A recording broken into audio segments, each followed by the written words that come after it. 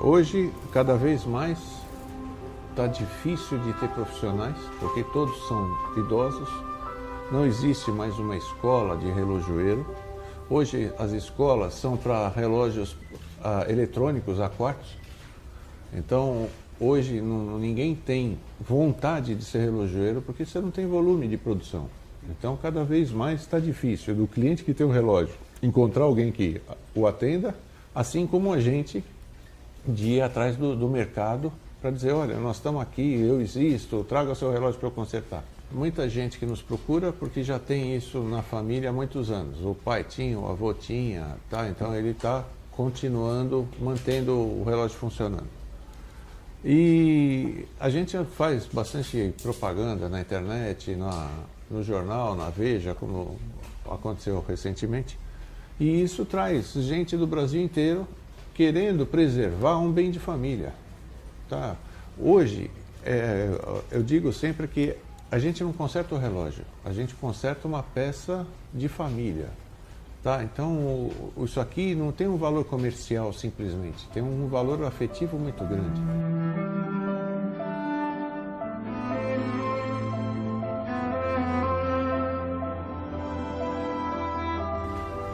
Não sei nem se foi escolha. As coisas na vida da gente, a gente brinca que cai de paraquedas, né?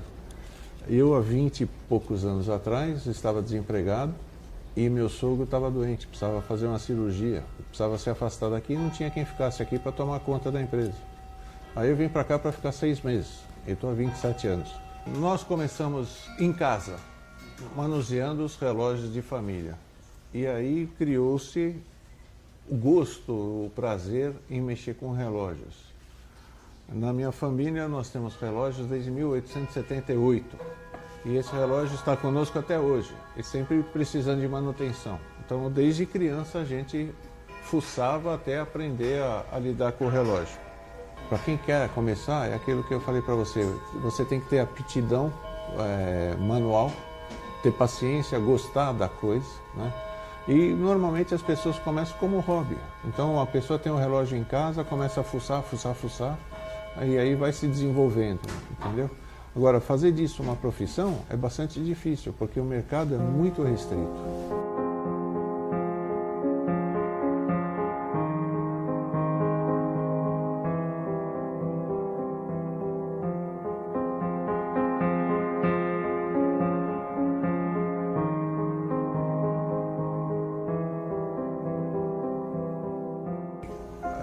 É que estão cada vez mais difíceis de serem localizados, mas conforme eu estava te falando, são todas pessoas de idade, já aposentados, muitos trabalham em casa, então fica difícil te falar, olha, vai na rua tal que lá você tem. No centro da cidade você encontra ainda algumas pessoas que ainda fazem esse tipo de serviço. Os nossos relojoeiros são antigos no mercado, então existe uma espécie de uma cooperativa, de um pedir peça para o outro, um pedir informação para o outro.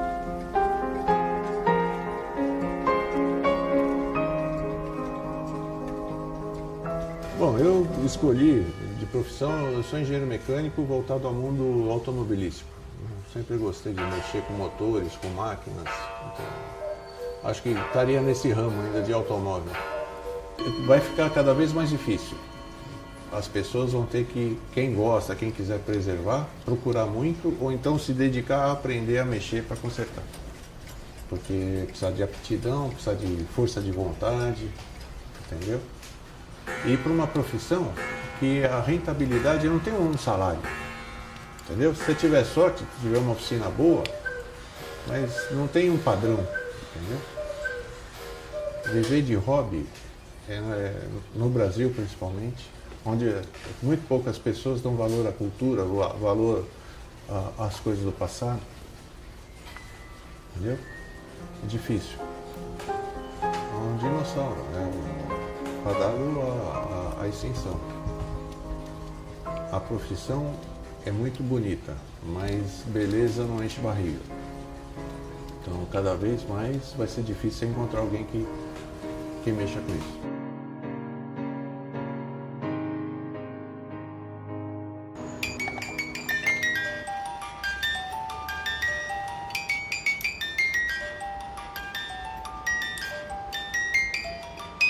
Como é que você vai discutir o futuro?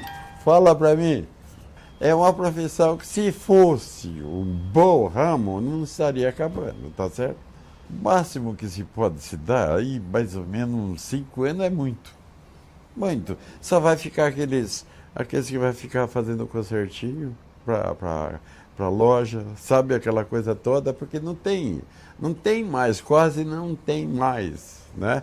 Nós temos cara que trabalha aqui, pessoas que trabalham há 20 anos, né? 18, 15, tudo, né? Que trabalha em casa, né? Não trabalha aqui dentro. Então, tem vários. E acontece o seguinte, a gente vai indo até que tem esse pessoal ainda trabalhando, porque vai chegar um ponto que você não vai ter condição de trabalho.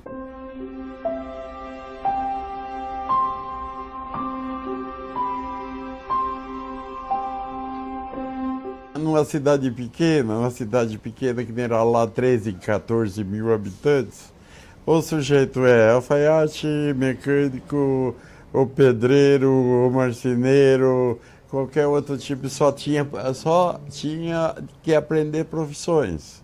E eu escolhi ser alfaiate.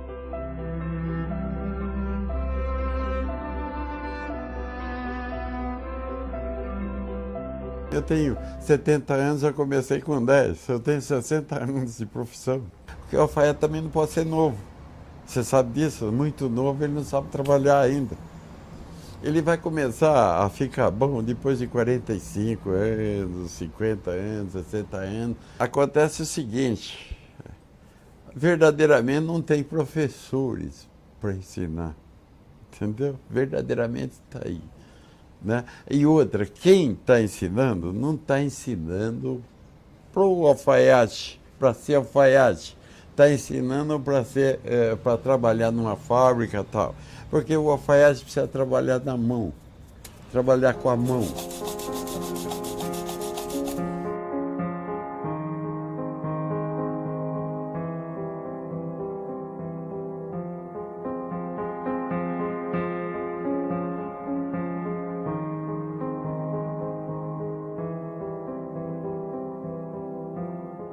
O alfaiate faz só a masculina, o costureiro faz o feminino. Entendeu?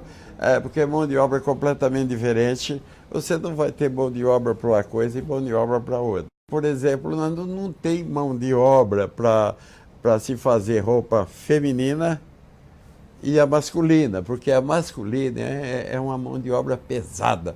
A mão de obra feminina é uma mão de obra mais leve e rápida, sabe? Que precisa aprontar rapidamente, porque a moda muda muito rápido.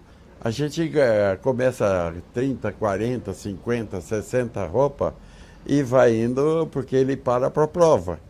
Depende do tempo que leva para provar, porque o cliente vir provar ou eu ir na casa dele provar, né? Então depende disso. Você vai ter que fazer o modelo, preparar o tecido, né? E vai cortar a roupa, vai preparar a prova, aí o proveiro que vai pôr a prova, né? O que vai pôr a prova, ele vai demorar mais ou menos 1 dia e meio para pôr essa prova.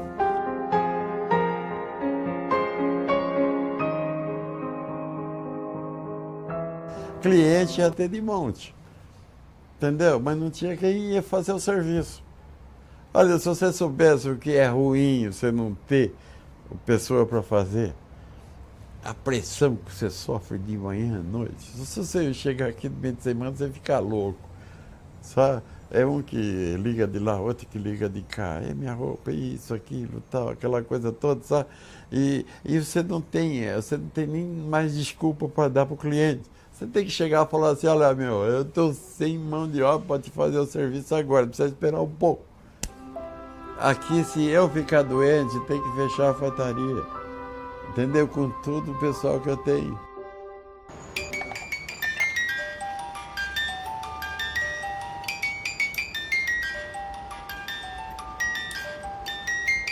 Desde a minha infância, onde eu vivi no Rio Grande do Sul, na cidade de Passo Fundo, criado com a minha família, desde a escola do meu primário, eu tinha a vocação já predestinada para ser mecânico, de alguma coisa eu seria. Inicialmente eu achava que ia ser de automóvel, que era o que mais eu via naquela ocasião, que tinha uma oficina mecânica bem próxima da minha casa. Com o passar do tempo, eu continuei trabalhando com mecânica. Não era de automóvel, mas qualquer objeto que estivesse a meu alcance, eu desmontava, consertava. E até os dias de hoje, eu trabalho com mecânica. Tornei-me mecanógrafo por ocasião. Eu, desde jovem, colecionava coisas, figurinha, bichinhos, caçava bichinhos. Sempre tive o hábito de colecionar coisas. E isso foi me remetendo até o dia que eu conheci uma máquina de escrever. Conhecia a máquina, mas nunca tinha visto uma como eu vi uma questão de uns 33 anos atrás aproximadamente. E essa máquina me chamou muito a atenção, por ser muito curiosa. Era uma máquina que tinha muitas peças e aquilo me fascinou. Então eu a comprei numa dessas feiras de antiguidade e levei para um mecanógrafo antigo, já na época, beirando seus 80 anos, para ele restaurar ela para mim. Era a única pessoa que podia ser qualificada para a época para fazer tal serviço. E quando o serviço ficou pronto, realmente eu não gostei do que eu vi. Eu achava que tinha que ficar em melhores condições. Aí a pessoa me falou, olha, eu sou o único que posso fazer e você vai ter que se contentar com isso. E aí eu disse a ele, não, eu vou desmontar essa máquina, eu mesmo vou consertar. E ele, por ironia do destino, ele brincou com a minha cara. Falou, não, você é tintureiro, você não vai. Eu faço isso há 50 anos, rapaz, você não vai nem tirar um parafuso, você não consegue mexer com uma máquina dessa. E eu comecei a mexer nessa máquina, a desmontar. Um amigo meu que trabalhava com isso daí, um mecanógrafo, já também numa boa idade, veio lá, viu eu trabalhando, falou, o que você está fazendo? Eu falei, eu quero mexer na máquina, eu quero fazer isso. Expliquei a ele o que eu queria fazer. Ele falou, não, mas a máquina está boa. Aí eu falei quem tinha consertado ela. Ele falou, não, mas ele é bom nisso. Eu falei, não. Aí ele viu que eu não ia desistir, me deu algumas dicas dos nomes das peças e as funções. E eu consegui fazer o tal trabalho, e depois, inclusive, a própria pessoa viu e me parabenizou. Falou, poxa, parabéns, cara, você vai se dar bem nisso daí. E eu me especializei nisso. Estudo, sou apaixonado, descobri que a minha vocação, a mecânica que eu tanto queria era essa realmente, não era o automóvel não. Que, aliás, nem eu tenho, não tenho a menor atração pelo automóvel, né? Mas sim pela mecânica.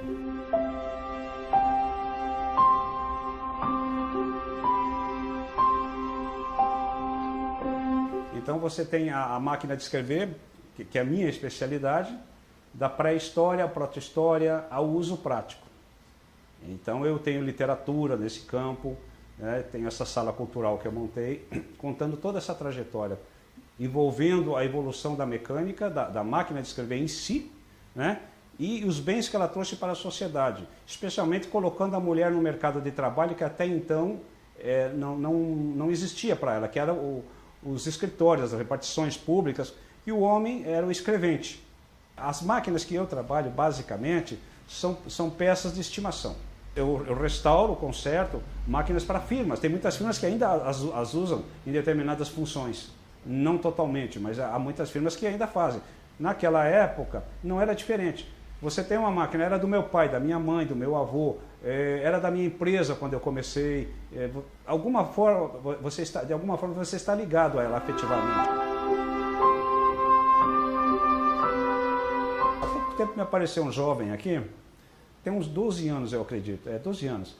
E ele entrou no meu site e falou, olha, seu Ronaldo, eu adoro consertar a máquina, quero colecionar, quero ser mecanógrafo, quero consertar a máquina, quero ser mecânico de máquina de escrever. Passou um tempo, a mãe dele trouxe ele aqui, porque ele tinha desmontado uma máquina e não conseguia arrumar umas coisas lá. Bom, eu vi que ele tinha interesse, mas ele, assim, o que eu disse à mãe dele, falou, olha, é raro, eu teria o maior prazer em ensinar ele, entende? Que você via que ele queria, mas o conhecimento que eu adquiri em 30 anos, para passar em 10, 20 minutos, não tem como. Eu precisaria que ele viesse aqui uns 2, 3 dias, 4 dias, fim de semana, trouxesse uma máquina, ou veio eu trabalhar, eu ensinaria ele. Ela falou, talvez nas férias eu o traga. Entende? Teria, porque é raridade. Agora, tem mais jovens, não assim querendo usar a máquina, escrever com a máquina. E quase todos estão no ramo de jornalismo. Meu pai é escritor. Sempre foi, meu pai tem 91 anos. E a datilografia foi tão importante Que eu tenho aqui, por exemplo, tem o diploma dele aqui, nessa vasilhinha, tirado em 42. Entendeu? E tem a nomeação dele como datilógrafo comissionado para a aeronáutica, da 34ª base de Porto Alegre, assinado pelo então presidente Getúlio Dornelles Vargas e o vice-presidente Eurico Gaspar Dutra e o ministro da Guerra na época, que assinou no dia da posse. Nos últimos 10 anos, tem dado muito mais gente jovem comprando máquina, pegando máquina do vovô ou da vovó para consertar por uma curiosidade, por achar graça. E isso causa um interesse, a ponto de você querer estudar a história do objeto, né? Essa é uma formação que eu tive desde pequeno de colecionismo. E o colecionismo vai te remetendo, dependendo do que você coleciona. Se você veja esse relógio, se você colecionar relógio, você vai estudar a história do relógio. Você vai viajar através do tempo por culturas diferentes. Então o colecionismo deveria ser inclusive matéria para o 1º e 2º grau.